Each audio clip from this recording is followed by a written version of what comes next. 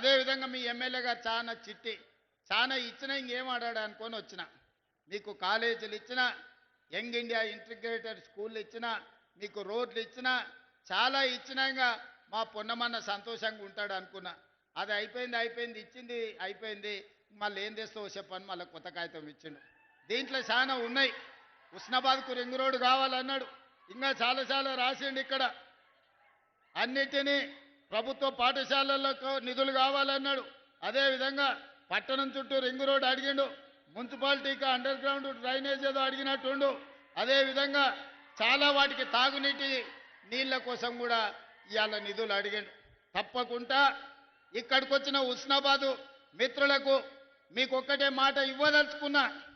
గత పాలకుల లెక్క హుస్నాబాదును నిర్లక్ష్యం చెయ్యం ఆనాడు సిద్దిపేటను సిరిసిల్లను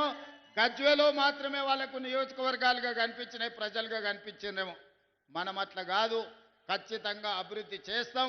హుస్నాబాద్కు కావాల్సిన నిధులను మంజూరు చేసి ఈనాడు ముందుకు తీసుకెళ్తాం అదేవిధంగా పెద్దలు వెంకటస్వామి గారు ఉన్నారు గతంలో ఐటీఐలు అంటే కాలం చెల్లిపోయిన ట్రైనింగ్లు ఇచ్చేది ఆడ డీజిల్ కార్ మెకానిక్ ఇస్తే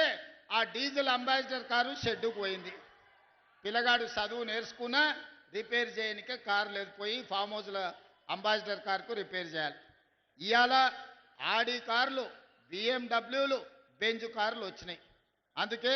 ఇవాళ పిల్లలకు ట్రైనింగ్ ఇవ్వాలంటే ఐటీఐలను అన్నిటిని కూడా అడ్వాన్స్ టెక్నాలజీ సెంటర్లుగా ఈరోజు ముందుకు తీసుకెళ్తున్నారు వెంకటస్వామి గారు అందుకే